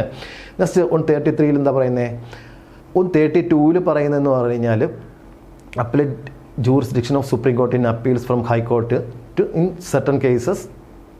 132 ഹൈക്കോടതിയിൽ നിന്ന് സുപ്രീം കോടതിയിലേക്ക് അപ്പീൽ നൽകുന്നതിനെ കുറിച്ചാണ്. 133 എന്താ പറയുന്നത്? Appellate jurisdiction of supreme court in appeal from high court in regard to civil case. അപ്പോൾ സിവിൽ കേസുകളിൽ ഹൈക്കോടതിയിൽ നിന്ന് സുപ്രീം കോടതിയിലേക്ക് അപ്പീൽ നൽകുന്നതിനെ കുറിച്ച് പറഞ്ഞിരിക്കുന്നതാണ് 133 പറയുന്നത്. അപ്പീലുകൾ നൽകുന്നതിനെ കുറിച്ച് ടോട്ടലായിട്ട് പറഞ്ഞിരിക്കുന്നത് 132 സിവിൽ കേസുകൾ പറഞ്ഞിരിക്കുന്നത് 133 ഓക്കെ ആണല്ലോ. 134 പറയുന്നത് എന്താണ്? സുപ്രീം കോടതിയിൽ നിന്ന് ഹൈക്കോടതിയിൽ നിന്ന് ക്രിമിനൽ കേസുമായി ബന്ധപ്പെട്ട് എന്ത് ചെയ്യാം? സുപ്രീം കോടതിയിലേക്ക് അപ്പീലിന് പോകാമെന്ന് പറഞ്ഞിരിക്കുന്നത് 134 ക്രിമിനൽ കേസുകൾ ഹൈക്കോടതിയിൽ നിന്നും സുപ്രീം കോടതിയിലേക്ക് അപ്പീൽ പോകാമെന്ന് പറഞ്ഞിരിക്കുന്നത്. ഓക്കെ അല്ലേ. Next 134 certificate for appeal to the supreme കോടതി. അപ്പം നമുക്കറിയാം, സുപ്രീം കോടതിയിലേക്ക് അപ്പീൽ പോകണമെങ്കിൽ നമുക്ക് സർട്ടിഫിക്കറ്റ് ആവശ്യമാണ്. ഇവിടുത്തെ ഹൈക്കോടതിൻ്റെ സർട്ടിഫിക്കേഷൻ ആവശ്യമാണ്. അപ്പോൾ അങ്ങനെയുള്ള കാര്യങ്ങളെക്കുറിച്ച് പറഞ്ഞിരിക്കുന്നത് 134 certificate for appeal to the supreme court. Okay ആണല്ലോ. നെക്സ്റ്റ് 135 പറയുന്നത് jurisdiction and powers of the federal court under existing law to be exercisable by the Supreme Court. അപ്പോൾ നമ്മുടെ ഫെഡറൽ കോടതിൻ്റെ അധികാരങ്ങളും അധികാരപരിധിയും ഇന്നത്തെ നിയമത്തിൻ്റെ അടിസ്ഥാനത്തിൽ സുപ്രീം കോടതിക്ക് ഉപയോഗിക്കാം അല്ലെങ്കിൽ പ്രയോഗിക്കാം എന്ന് പറഞ്ഞിരിക്കുന്നത് 135 അപ്പോൾ ഫെഡറൽ കോടതിയുടെ അധികാരങ്ങളും അധികാരപരിധികളും ഇന്നത്തെ നിയമത്തിൻ്റെ അടിസ്ഥാനത്തിൽ സുപ്രീം കോടതിക്ക് പ്രയോഗിക്കാം പറഞ്ഞിരിക്കുന്നത് ഏത് ആർട്ടിക്കിളിലാണ്? ആർട്ടിക്കിൾ 135 പറഞ്ഞിരിക്കുന്നത്. ക്ലിയർ ആണ്. നെക്സ്റ്റ് 136 പറഞ്ഞിരിക്കുന്നത് special leave to appeal by the supreme court. ഇപ്പം നമുക്കറിയാം, നമ്മളെ സ്പെഷ്യൽ അനുമതി, പ്രത്യേക അനുമതി പ്രകാരമുള്ള അപ്പീലുകൾ സുപ്രീം കോടതി പുറപ്പെടുവിക്കാറുണ്ട്. സ്പെഷ്യൽ അനുമതി ഹർജികൾ, അതായത് അപ്പീലുകൾ സുപ്രീം കോടതി പുറപ്പെടുവിക്കാറുണ്ട്. ഈ പ്രത്യേക അനുമതി ഹർജികൾ അല്ലെങ്കിൽ പ്രത്യേക അനുമതിയിലൂടെയുള്ള അപ്പീലുകളെക്കുറിച്ച് പ്രതിപാദിക്കുന്നത് ഏത് ആർട്ടിക്കിളാണെന്ന് ചോദിച്ചാൽ ആർട്ടിക്കിൾ 136 അപ്പോൾ special leave to appeal by the supreme court. പ്രത്യേക അനുമതിയിലൂടെയുള്ള അപ്പീലുകളെക്കുറിച്ച് പറയുന്നു. ആരുടെ? സുപ്രീം കോടതിയുടെ. ഏത് ആർട്ടിക്കിളിലാണ്? ആർട്ടിക്കിൾ 136 മറക്കല്ലേ. സുപ്രീം കോടതിയുടെ പ്രത്യേക അനുമതിയിലൂടെയുള്ള അപ്പീലുകളെക്കുറിച്ച് പ്രതിപാദിക്കുന്നു. സുപ്രീം കോടതിയുടെ പ്രത്യേക അനുമതിയിലൂടെയുള്ള അപ്പീലുകളെക്കുറിച്ച് പ്രതിപാദിക്കുന്നു. 136 ഇമ്പോർട്ടൻ്റ് ആണ്, മറക്കല്ലേ, ചോദിക്കാം. 136 ഇമ്പോർട്ടൻ്റ് ആണ്. ഓക്കെ, ഇതിൽ നമ്മൾ പറഞ്ഞതിൽ ഏറ്റവും ഇമ്പോർട്ടൻ്റ് ആയിട്ടുള്ളത് 136 ആണ്. നെക്സ്റ്റ് നമ്മൾ ക്രിമിനൽ കേസുകൾ സുപ്രീം കോടതിയിലേക്ക് മാറാം എന്നുള്ളൊരു കാര്യം പറയുന്നുണ്ട്. 134 ഇമ്പോർട്ടൻ്റ് തന്നെയാണ്. അതുപോലെ സർട്ടിഫിക്കറ്റ് ഹൈക്കോടതി നൽകണം സുപ്രീം കോടതിയിലേക്ക് പോകുന്ന സമയങ്ങൾ 134A പറയുന്നുണ്ട്. അത് കഴിഞ്ഞ് ഫെഡറൽ കോർട്ടിൻ്റെ പവറും അധികാര പരിധിയൊക്കെ ആർക്ക് ഉപയോഗിക്കാം? സുപ്രീം കോടതിക്ക് ഉപയോഗിക്കാമെന്ന് പറയുന്നുണ്ട് 135. പ്രധാനപ്പെട്ട 136 ആണ്, മറക്കല്ലേ. നെക്സ്റ്റ് വരുന്ന 137 review of judgement or orders by the supreme കോടതി. അപ്പോൾ നമ്മുടെ സുപ്രീം കോടതി ഒരിക്കൽ വിധി പ്രഖ്യാപിച്ചു കഴിഞ്ഞാൽ പുനഃപരിശോധിക്കാനുള്ള അധികാരമുണ്ടെന്ന് ആൾറെഡി നമ്മൾ പറഞ്ഞു. പുനഃപരിശോധന അധികാരം സുപ്രീം കോടതിക്ക് ഉണ്ടെന്ന് പറഞ്ഞു. ആ പുനഃപരിശോധന അധികാരത്തെക്കുറിച്ച് പറഞ്ഞിരിക്കുന്നത് ഏത് ആർട്ടിക്കിളാണെന്ന് ചോദിച്ചാൽ ആർട്ടിക്കിൾ 137 137 പുനർപരിശോധന അധികാരത്തെക്കുറിച്ച് പറഞ്ഞിട്ടുള്ളത്. ഓക്കെ അല്ലേ? അപ്പോൾ സുപ്രീം കോടതിയുടെ സുപ്രീം കോടതി ഉത്തരവ് പുറപ്പെടുവിച്ച അല്ലെങ്കിൽ വിധി പ്രഖ്യാപിച്ച കേസിൽ സുപ്രീം കോടതിക്ക് തന്നെ വേണ്ടി എന്ത് ചെയ്യാം? റിവ്യൂ ചെയ്യാം, പുനഃപരിശോധന നടത്താം. പറഞ്ഞിരിക്കുന്നത് ഏത് ആർട്ടിക്കിളാണ്? 137 പറഞ്ഞിരിക്കുന്നത്. ക്ലിയർ ആണ്? നെക്സ്റ്റ് നമ്മൾ പറയുന്നതെന്ന് പറഞ്ഞാൽ 138 138 ആർട്ടിക്കിൾ എന്താ പറയുന്നത്? Enlargement of the jurisdiction of the supreme court. അതായത് സുപ്രീം കോടതിയുടെ അധികാര പരിധി വർദ്ധിപ്പിക്കാനുള്ള അധികാരം ആർക്കാന്ന് ചോദിച്ചാൽ അത് പാർലമെന്റിനാണ്. ഇത് സുപ്രീം കോടതിയുടെ അധികാര പരിധിയെക്കുറിച്ചാണ് 138 പറയുന്നത്. 138 പറയുന്നത് സുപ്രീം കോടതിയുടെ അധികാര പരിധിയെക്കുറിച്ചാണ് പറയുന്നത്. അധികാര പരിധി 138 138 പറയുന്നത് സുപ്രീം കോടതിയുടെ അധികാര പരിധി. ഇനി ഏതെങ്കിലും സാഹചര്യത്തിൽ സുപ്രീം കോടതിയുടെ അധികാര പരിധി വർദ്ധിപ്പിക്കണമെങ്കിൽ അതിനുള്ള അധികാരം ആർക്കാണെന്ന് ചോദിച്ചു കഴിഞ്ഞാൽ അത് പാർലമെന്റിനാണ് എന്ന് ഓർക്കുക. പാർലമെന്റിനാണ്. ഓക്കെ ആണല്ലോ? നെക്സ്റ്റ് കൺഫർമെന്റ് 139 139 ആർട്ടിക്കിൾ 139 പറഞ്ഞിരിക്കുന്നത് എന്താണ്? Conferment on the supreme court of powers to issue certain writs. അപ്പോൾ റിട്ടുകൾ പുറപ്പെടുവിക്കാനുള്ള സുപ്രീം കോടതിയുടെ അധികാരത്തെക്കുറിച്ച് പറഞ്ഞിരിക്കുന്നത് 139 റിട്ടുകൾ പുറപ്പെടുവിക്കാനുള്ള സുപ്രീം കോടതിയുടെ അധികാരത്തെക്കുറിച്ച് പറഞ്ഞിരിക്കുന്നത് 139 പറഞ്ഞിരിക്കുന്ന കാര്യം മറക്കല്ലേ. 139 റിട്ടുകൾ പുറപ്പെടുവിക്കാനുള്ള സുപ്രീം കോടതിയുടെ അധികാരം പറയുന്നുണ്ട്. ഓക്കെ, നെക്സ്റ്റ് 139A പറയുന്നത് ട്രാൻസ്ഫർ ഓഫ് സർട്ടൻ കേസസ്. അപ്പോൾ കേസുകൾ നമുക്ക് സുപ്രീം കോടതിയിൽ നിന്ന് ഹൈക്കോടതിയിൽ നിന്ന് സുപ്രീം കോടതിയിലേക്ക് എന്ത് ചെയ്യാം? ട്രാൻസ്ഫർ ചെയ്യാം. അല്ലെങ്കിൽ ഒരു ഹൈക്കോടതിയിൽ നിന്ന് മറ്റൊരു ഹൈക്കോടതിയിലേക്ക് ട്രാൻസ്ഫർ ചെയ്യാനായിട്ട് സാധിക്കും. അപ്പോൾ ഇങ്ങനെയൊക്കെ ചെയ്യുന്നത് ആര് തന്നെയാണ്? സുപ്രീം കോടതി തന്നെയാണ് ചെയ്യുന്നത്. അപ്പോൾ ട്രാൻസ്ഫർ ഓഫ് സർട്ടൻ കേസസ്, ചില കേസുകൾ നമ്മൾ ട്രാൻസ്ഫർ ചെയ്യുന്നുണ്ട്, മാറ്റം ചെയ്യുന്നുണ്ട്, ഒരു കോടതിയിൽ നിന്ന് മറ്റൊരു കോടതിയിലേക്ക് ട്രാൻസ്ഫർ ചെയ്യുന്നുണ്ട്. അപ്പോൾ ഇതിനെക്കുറിച്ച് പറയുന്നത് 139A പറഞ്ഞിരിക്കുന്നത്. ഓക്കെ ആണല്ലോ? ശരി, 140 എന്താ പറഞ്ഞിരിക്കുന്നത്? Ancillary powers of supreme court. Supreme കോടതിയുടെ കീഴിൽ വരുന്ന അധികാരങ്ങൾ, സുപ്രീം കോടതിയുടെ കീഴിൽ വരുന്ന അധികാരങ്ങളെക്കുറിച്ച് പറയുന്നത് 140 140 പറയുന്നത് സുപ്രീം കോടതിയുടെ കീഴിൽ വരുന്ന അധികാരങ്ങളെക്കുറിച്ച് പറയുന്നു. ഓക്കെ അല്ലേ? ഓക്കെയാണ്. നെക്സ്റ്റ് 141 എന്താ പറയുന്നത്? Law declared by supreme court to be binding on all courts. Supreme കോടതി പാസ്സാക്കുന്ന നിയമങ്ങൾ എല്ലാ കോടതിക്കും ബാധകമാണ്. 149 ആൾറെഡി നമ്മൾ പറഞ്ഞിട്ടുണ്ട്. സുപ്രീം കോടതി പാസ്സാക്കുന്ന നിയമങ്ങൾ എല്ലാ കോടതിക്കും ബാധകമാണെന്നുള്ള കാര്യം നമ്മൾ പറഞ്ഞിട്ടുണ്ട്. ഓക്കെ അല്ലേ? നെക്സ്റ്റ് 142 142 എന്താ പറയുന്നത്? Enforcement of decrees and orders of supreme court and orders as to discovery etcetera. ഇപ്പോൾ സുപ്രീം കോടതിയിലുള്ള നിയമങ്ങൾ, സുപ്രീം കോടതി പാസ്സാക്കുന്ന നിയമങ്ങൾ ഇന്ത്യയിലെ എല്ലാ ഭാഗത്തും ബാധകമാണ്. ഇന്ത്യയുടെ എല്ലാ ഭാഗത്തും ബാധകമാണ്. സുപ്രീം കോടതി പാസ്സാക്കുന്ന നിയമങ്ങൾ അല്ലെങ്കിൽ ഉത്തരവുകളാകാം, അത് ഇന്ത്യയുടെ എല്ലാ ഭാഗത്തും ബാധകമാണെന്ന കാര്യം ഓർത്തു വയ്ക്കുക. സുപ്രീം കോടതി പുറപ്പെടുവിക്കുന്ന നിയമങ്ങളാകാം അല്ലെങ്കിൽ ഉത്തരവുകളാകാം, അത് ഇന്ത്യയിലെ എല്ലാ ഭാഗത്തും ബാധകമാണെന്ന് പറഞ്ഞിരിക്കുന്നതാണ് 142. നമ്മൾ 141 എന്താ പറഞ്ഞത്? സുപ്രീം കോടതി കൊണ്ടുവരുന്ന നിയമങ്ങൾ, സുപ്രീം കോടതി പാസ്സാക്കി കൊണ്ടുവരുന്ന നിയമങ്ങൾ എല്ലാ കോടതിക്കും ബാധകമാണ്. നമ്മൾ 142 എന്താ പറഞ്ഞത്? സുപ്രീം കോടതി പുറപ്പെടുവിക്കുന്ന ഉത്തരവുകളാകാം അല്ലെങ്കിൽ പാസ്സാക്കി കൊണ്ടുവരുന്ന നിയമങ്ങളാകാം, അത് ഇന്ത്യയിലെ എല്ലാ ഭാഗത്തും ബാധകമാണ് എന്ന് പറയുന്നുണ്ട്. 143 ആൾറെഡി നമ്മൾ പറഞ്ഞു, power of president to consult supreme court. Supreme കോടതിയുടെ ഉപദേശം തേടാനുള്ള രാഷ്ട്രപതിയുടെ അധികാരത്തെക്കുറിച്ച് പറയുന്നതാണ് 143. അല്ലെങ്കിൽ രാഷ്ട്രപതിക്ക് വേണ്ട ഉപദേശം നൽകാനുള്ള ഉത്തരവാദിത്തം സുപ്രീം കോടതിക്ക് കൊണ്ട് പറഞ്ഞിരിക്കുന്നത് 143. ഇതെന്തായാലും അധികാരത്തെക്കുറിച്ചാണ് പറയുന്നത്. 143. ഓക്കെ, നെക്സ്റ്റ് 144 എന്താ പറയുന്നത്? Civil and judicial authorities to act in aid of the supreme court. ഇപ്പം സിവിൽ സ്ഥാപനങ്ങളാകാം, ജുഡീഷ്യൽ സ്ഥാപനങ്ങളാകാം, സുപ്രീം കോടതിയുടെ സഹായത്തിനായിട്ട് പ്രവർത്തിക്കണമെന്ന് പറയുന്നു. സിവിലോ ജുഡീഷ്യലോ ആയിട്ടുള്ള സ്ഥാപനങ്ങൾ സുപ്രീം കോടതിയുടെ സഹായത്തിനായിട്ട് പ്രവർത്തിക്കണം എന്ന് പറഞ്ഞിരിക്കുന്ന ആർട്ടിക്കിളാണ് ആർട്ടിക്കിൾ 144. ആർട്ടിക്കിൾ 144 സിവിലോ ജുഡീഷ്യലോ ആയിട്ടുള്ള സ്ഥാപനങ്ങൾ സുപ്രീം കോടതിയുടെ സഹായത്തിനായി പ്രവർത്തിക്കണം. 144. ഓക്കെയാണ്. 144A പറയുന്നത് എന്താ? Special provisions as to disposal of questions relating to constitutional constitutionality of laws. Okay, special provisions as to disposal of questions relating to constitutional validity of law. Article 144A ആണ് അടുത്ത് നമ്മൾ നോക്കുന്നത്. അതിൽ പറഞ്ഞിരിക്കുന്നത് എന്താണ്? ചില നിയമങ്ങളുടെ ഭരണഘടനാ സാധുതയുമായി ബന്ധപ്പെട്ട ചോദ്യങ്ങൾ പരിഹരിക്കാനുള്ള സുപ്രീം കോടതിയുടെ അധികാരത്തെക്കുറിച്ച് പറയുന്നു. ചില നിയമങ്ങളുടെ ഭരണഘടനാ സാധുതയുമായി ബന്ധപ്പെട്ട ചോദ്യങ്ങൾ പരിഹരിക്കാനുള്ള സുപ്രീം കോടതിയുടെ അധികാരത്തെപ്പറ്റി പറഞ്ഞിരിക്കുന്നത് ഏത് ആർട്ടിക്കിളാണെന്ന് ചോദിച്ചാൽ ആർട്ടിക്കിൾ 144A ചില നിയമങ്ങളുമായി ബന്ധപ്പെട്ട ഭരണഘടനാ സാധുതയുമായുള്ള ക്വസ്റ്റ്യങ്ങൾ അതിന് പരിഹാരം കാണുന്നതിനുള്ള സുപ്രീം കോടതിയുടെ അധികാരം പറഞ്ഞിരിക്കുന്നത് article 144A. Next, rules of court. Okay, supreme കോടതിയിലെ നിയമങ്ങളെക്കുറിച്ച് പറയുന്നത്. സുപ്രീം കോടതിയിലെ നിയമങ്ങളെക്കുറിച്ച് പറഞ്ഞിരിക്കുന്നത് 145 145 സുപ്രീം കോടതിയിലെ നിയമങ്ങളെക്കുറിച്ച് പറയുന്നത് 145. നെക്സ്റ്റ് 146 പറയുന്നത് എന്താണ്? Officers and servants and the expenses of the supreme court. ഓർത്ത് വയ്ക്കുക, 146 എന്ത് പറയുന്നു? Officers and servants and the expenses of the supreme court. Okay, ഇവരുടെ സുപ്രീം കോടതിയിലെ മറ്റ് ഉദ്യോഗസ്ഥരുണ്ടാവും, മറ്റ് സെർവൻസ് ഉണ്ടാവും, ഓഫീസേഴ്സ് ഉണ്ടാവും.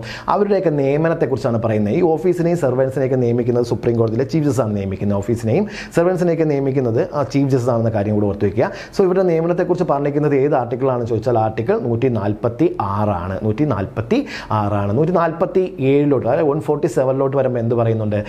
ഇൻ്റർപ്രറ്റേഷൻ, അതാണ് വ്യാഖ്യാനം. എന്തിനു വ്യാഖ്യാനിക്കുന്നുണ്ട്? നിയമത്തെ കൃത്യമായ രീതിയിൽ വ്യാഖ്യാനിക്കുന്നതിനെ കുറിച്ച് പറഞ്ഞിരിക്കുന്നത് 147 ആണ്. 147 ഇൻ്റർപ്രറ്റേഷൻ മീനിങ് പറഞ്ഞാൽ വ്യാഖ്യാനിക്കുക എന്ന് പറഞ്ഞാൽ എന്തിനെയാണ്? നിയമത്തെ. ലാ ഇൻ്റർപ്രറ്റേഷൻ, നിയമത്തെ വ്യാഖ്യാനിക്കുക പറഞ്ഞിരിക്കുന്നത് 147 ആർട്ടിക്കിളിലാണ്. 147 ആർട്ടിക്കിളിലാണ്. ഓക്കെ, അപ്പോൾ ആർട്ടിക്കിൾ അത്രയും നിങ്ങൾക്ക് ഓക്കെയാണ്. ഇപ്പം നമ്മൾ എത്ര പ്രാവശ്യം പറഞ്ഞാലും ഇത് നമ്മൾ ഒരുപാട് തവണ റിപ്പീറ്റ് ചെയ്ത് പഠിക്കേണ്ടത് തന്നെ ആയിട്ട് വരും. സോ ഇമ്പോർട്ടൻ്റ് ആയിട്ടുള്ള ആർട്ടിക്കിൾ നമ്മൾ പഠിച്ചേ പറ്റത്തുള്ളൂ, ഓർത്ത് വയ്ക്കുക. ക്ലിയർ? ഇപ്പോൾ നമ്മൾ സുപ്രീം കോടതി ക്ലിയർ ചെയ്ത് പഠിച്ചിട്ടുണ്ട്. അതിന് ഇൻട്രൊഡക്ഷൻ പറഞ്ഞ പാർട്ട് നമ്മൾ നീതിന്യായ വിഭാഗത്തെക്കുറിച്ച്, ജുഡീഷ്യറിയെക്കുറിച്ച് ഇൻട്രൊഡക്ഷൻ പാർട്ടും കുറച്ച് കാര്യങ്ങൾ നമ്മൾ പഠിച്ചിട്ടുണ്ട്. ഓക്കെ, അപ്പോൾ നമ്മൾ ക്ലാസ് വൈൻഡപ്പ് ചെയ്യാണ്. നിങ്ങൾക്ക് എല്ലാം മനസ്സിലായിട്ടുണ്ടാവുമെന്ന് ഞാൻ കരുതുന്നു. ഓക്കെ.